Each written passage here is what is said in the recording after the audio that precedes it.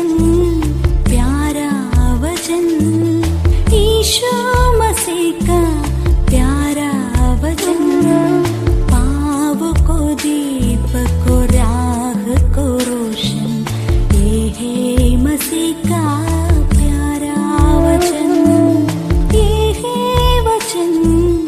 परमेश्वर की धन्य नाम की महिमा हो। प्रभात मनन के सत्र 2156 में आप सभी का बहुत ही विनम्रता के साथ स्वागत करता हूं।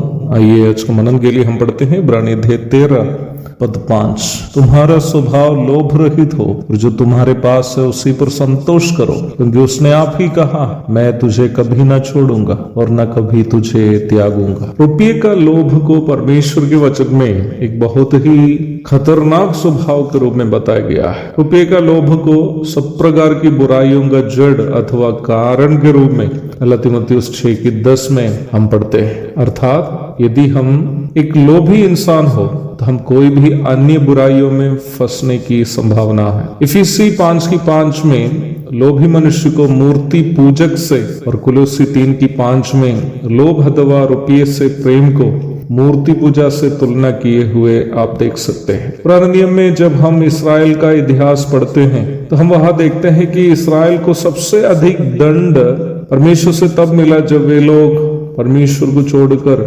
मूर्तों की पूजा करने लगे थे। उद्धार प्राप्त विश्वासियों में ज्यादातर लोगों की धारणा यह है कि हम कोई मूर्ति की पूजा नहीं करते, परंतु इफिसी 5:5 या कुलोसी 3:5 से तुलना करके देखे तो हम में से कई लोग ये कह नहीं पाएंगे कि मूर्ति पूजक हम नहीं हैं। जब हम परमेश्वर को प्रसन्न करने से अधिक रुपये कमाने के लिए भगदड़ करते हैं तो इसका मतलब यह है कि हमारे जीवन में परमेश्वर से अधिक महत्व हम रुपये को देते हैं। अवश्य ध्यान दे प्यारो, प्रभु यीशु मसीह ने यह बात स्पष्ट किया है कि आप एक ही समय परमेश्वर और धन की सेवा नहीं कर सकते हैं। मत्ती 6:24 यहाँ पर हमारे जीवन की प्राथमिकता के बारे में प्रभु हमें याद दिला रहा है। वर्तमान संसार में जीने के लिए हमें धन की अनिवार्यता है, पर हम ये बात नहीं भूले कि वर्तमान संसार में और आने वाले संसार में भी हम परमेश्वर के बिना जी नहीं सकते हैं। जो लोग इस संसार में परमेश्वर को बिना माने जीवन बिता रहे हैं, उनको भी जीने के लिए जो भी अनिवार्यता है उसे परमेश्वर ही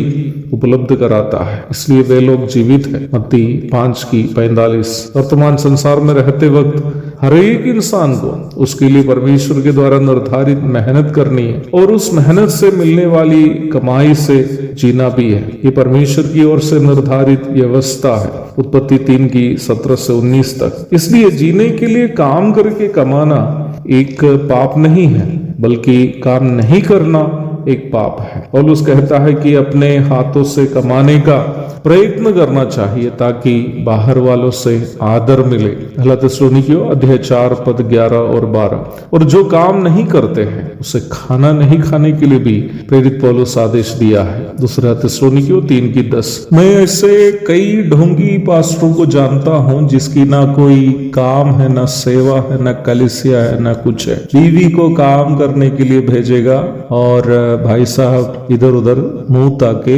घूमते रहेगा और बाहर वाले पूछेंगे कि क्या करते हो, कहेगा कि पास्टर हो। ऐसे लोग पास्टर पोस्टर कुछ भी नहीं, केवल कामचोर आलसी लोग हैं। मैं इन बातें इसलिए कह रहा था कि आप मुझे गलत नहीं समझे कि मैं मेहनत करके कमाने का विरोधी हूँ। यदि ऐसी बात है तो लोभ रहित मानसिकता में रहने का मतलब क्या है? लोभ रहित मानसिकता में रहने का संक्षिप्त अर्थ प्रभु में संतुष्ट रहना है। अर्थात परमेश्वर हमें जिस अवस्था में रखना पसंद करता है उससे पहचान कर, उस अवस्था में यह समझ कर कि परमेश्वर मुझसे ये चाहता है कि मैं इस अवस्था में रहूं, आनंद से रहना ही लोभ रहित जीवन है। संसार और संसार की वस्तुओं के प्रति हमारा प्रेम हमें लोभी बनाता है। याकूब 4:4, पहला यूहन्ना 2:15।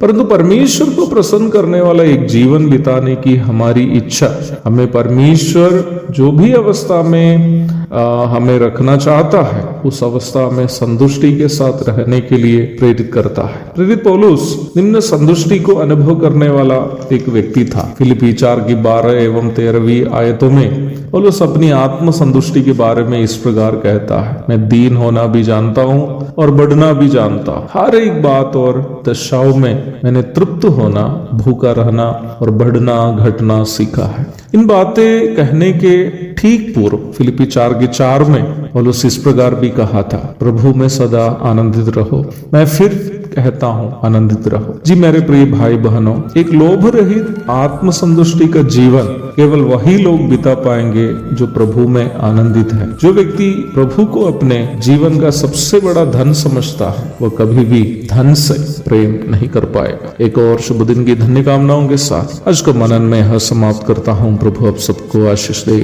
आमीन।